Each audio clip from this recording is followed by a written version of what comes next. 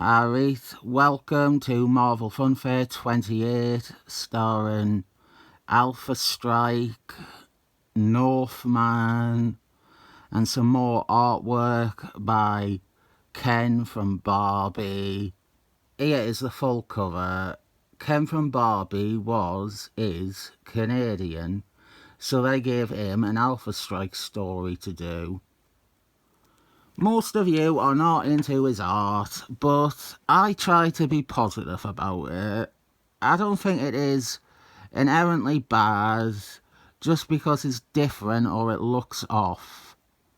I do recognise that Northman's legs and arms are too long here, but I like to see an artist come along with their own style or their own approach. And I was looking forward to this because the last Marvel Funfare, with Ken from Barbie doing the art, was a really solid Iron Man two-parter. That one was written by Slurms Mackenzie, and the writing definitely helped raise the art above simple tolerance for me. There were bits where the art maybe didn't gel as well as it should, but for the most part there were good images or good layouts in there. What really excited me about this was the idea of Slurms Mackenzie writing Alpha Strike. I am completely down for a Northman story written by Slurms Mackenzie. And then I read the editorial strip, and I had the crushing realisation that I had been misinformed, and that the story is actually written by Bill Bungalow. Bill Bungalow on Alpha Strike is an entirely different kettle of fish to have to deal with. But before I get into that, we will look at the story. It won't matter to much of you, but I found Ken from Barbie's art to be a lot more consistent in this. One of Northman's male friends has died in a fire. Northman swears to avenge them, like a gay man would their ex-lover. And then, on this next page, I made a decision. Overall, I like Bill Bungalow. I like his Hulk, I like his Spider-Man, Ron Spaceman, and so forth. The black sheep of the family has always been his run on Alpha Strike. I maybe actually ate Bill Bungalow's Alpha Strike. I've not read much of it even. What I have read I don't like. Jason Byrne's Alpha Strike holds a lot of nostalgia and love from me. I really appreciate a lot of what Jason Byrne was doing and did with Alpha Strike. He made it different, he made it odd, but all the while, the characters were still actually as enticing or endearing as any other team in the Marvel Universe. The thing everyone mentions about Bill Bungalow is Warwick Davis, and it maybe gives people the idea that their only problem is what Bill Bungalow did with Warwick Davis. Maybe with some other people that is their only problem with the run, but Warwick Davis actually represents a microcosm. I would refer to that as an example of Bill Bungalow not getting something at all and actively ruining it with that lack of understanding. Warwick Davis suffers from dwarfism. That is why he is short. It's straightforward, obvious shit. Bill Bungalow picked out a moment in Jason Byrne's run where Warwick Davis was complaining of unbearable pain. And Bill Bungalow didn't read enough to know that this is because Warwick Davis had just been almost disemboweled by Atchlin in issue 2 of the series. Bill Bungalow took that and reveals Warwick Davis actually isn't suffering from dwarfism, but instead has a magic demon sword in his head, and his stature is a result of magic shit. That is just one issue of Bill Bungalow's run, and I actually haven't read the issue. I refuse to read that issue even. But it is an example of how Bill Bungalow approached Alpha Strike. It is not an isolated incident. I have read the Nemesis one. He brings back and provides terrible resolution to that character. He does a sequel to Gilda's Lily, which I've not read and don't want to. He takes characters like Northman or Box 1 or Bigfoot on badly thought out arcs. The decision I made though, inspired by the caption introducing Warwick Davis here, describing him as a pain-racked dwarf, I decided I am going to approach this story as if this is independent from Bill Bungalow's run. Let's pretend this is an actual Bill Bungalow Alpha Strike comic, and the ongoing series is written by some other guy who happens to share his name. That way, I'm not reading every page expecting it to turn bad, or worrying about which part of Jason Byrne's run he is going to try to add to and destroy now. I got a page in before we reached that. We are re-examining Northman's history as a terrorist. Northman, prior to becoming a superhero, he had been part of a terrorist cell, separatists, Quebec separatists. Northman's past is one of the things that makes him such an interesting and exciting character. When Northman came out of the closet, one of the great things was that he wasn't like a perfect character. He was a very complex character with a bad background. And so, as a gay character, he was rich and flawed, and completely unlike the gay superhero characters of 2025. They have made him be like that though, like all the other characters. I don't talk about it much, but Northman fans, we have it rough. They completely bastardized Northman to make him straight people's idea of an acceptable, completely inoffensive homosexual. Northman used to have an abrasive personality. He was rude, he was arrogant, and now it's like he's on sedatives all the time. I approached this open-minded though. I hoped we would have a story looking at Northman's past and not screwing it up, but that's exactly what it does. The scripting is not very good either. The characters lack any voices, but I think the plot we have is not a bad idea on the surface.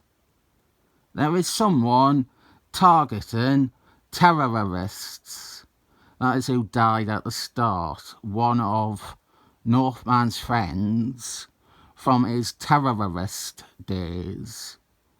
And I would be letting you all down if I didn't point out we do have name drops of Pink Pearl in this story. There is even enough handed to us to let us pretend that there is still the same sort of gay subtext that Jason Byrne was writing Northman with. Here he talks about how he was abandoned by his parents, and the way he speaks of the dead guy, I was joking before, but you can read it as being an ex-lover. We explain in more detail how Northman joined up with the terrorists. And I'm not too keen on it trying to say that Northman is joining with them was the result of loneliness rather than fully his own choice based on politics. And I really don't like that it also tries to minimalise Northman's activities with them. It's somewhat best left vague. But in this badly written scene, we learn Northman's only real contribution was using his super speed to act as a messenger and a courier for the terrorists. I begged them not to go through with it. Begged them. Now, maybe you see, when I and others bring up the Warwick Davis thing, it's not the only thing we don't like. It represents concisely how Bill Bungalow approached pretty much everything in the book. Over here we have a footnote for an issue of Hulk. Hulk 312, which I think is maybe a mistake. They mean Hulk 313, I believe. I can't see where this fits with Alpha Strike chronology because I've not read most of Bill Bungalow's run. And based on this, which I moved mountains to give a fair shot, I'm still not going to read more of Bill Bungalow's Alpha Strike. Our villain is this guy. He is wearing a prototype gladiator suit. One of the early attempts to create a battle suit by Alpha Strike's dead leader, Gladiator. And he is the guy hunting and killing the terrorists. He calls himself Scourge. As editorial points out next issue, no connection whatsoever to the other character called Scourge who was appearing in other Marvel books at the time. My biggest fear with this comic is that most of you will reject it for its art, when the worst component is its writing. We are watering down Northman. We are sanding down any edge to Northman's character. We are also killing off many of his past associates, which discreetly is providing the comic an excuse to never have to draw upon or refer to Northman's past again. We have already said he was just a messenger boy, so we are downplaying his involvement. And now, by getting rid of any character that could be brought into the comic and allow us to re-examine or re-explore Northman's time with a terrorist cell, we are chopping this strand of ideas off at its edge. We are killing it. I would have enjoyed a story looking at and fleshing out his past crimes, but this approaches it with the mentality of we have to get rid of that backstory somehow. And yeah, this image here, nice shot. Not perfect, but nice shot. Ken from Barbie, his art was the reason to keep reading this. His best bit of art, that Gladiator pin-up from another issue of Marvel Fanfare, that is Alpha Strike too. Maybe we should have put him on Alpha Strike at some point. I don't know if he could do it to a monthly deadline, but it would have given the book a very unique appearance. I quite like this panel here of box 1. The problem is not Ken from Barbie, is what I'm saying. His art is not to everyone's tastes, and even I don't particularly like how Warwick Davis looks. He doesn't look right. Ken from Barbie, I think he draws a regular person shrunken down instead of a man with shorter arms and legs. Yeah, I think that's the problem we have here. But with this story, the drama, or the lack thereof, is crap too. The story is going to every length to have Northman disavow his past, but still wants every character to judge him. And then our bad guy, Scourge, he is the most generic he can be. Boring man in a suit of armour, that's all he is. I actually like the idea of it being an ad gladiator armour, but it doesn't look that much like the one we actually saw in the Gladiator origin. Scourge is unmasked, and this is truly somewhat pitiful.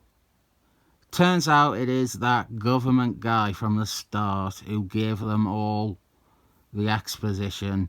Remember him? Horrible. Another decent shot here from Ken from Barbie. And our very saccharine ending, I would describe it as the most embarrassing ending to this story possible. Northman says that the terrorists are not his family, and they will never be his family, because his family is right here with him.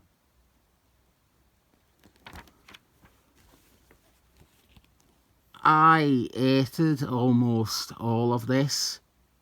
The 2 pages where I cut Bill Bungalow some slack and gave him a chance to win me over were the best it got. He quickly went to work overturning more Alpha Strike stuff that I appreciated very well the way it was before he got there. I can tell you who would have written a much better version of this story. Slurms Mackenzie. I actually would tear this up if it weren't for the art. Those of you who don't like Ken from Barbie, let that sink in. His art is the saving grace of the issue. But I do think there is a big disconnect between me and you. You are all glad and excited that Marvel have announced they are releasing an omnibus of Bill Bungalow's run on Alpha Strike, whereas I don't want it, and don't want to hear about it, and don't want it to come out. I secretly hope that it is quietly cancelled, and everyone forgets that it was ever announced. I've got to give this 7 thumbs up, but I don't like that I have to.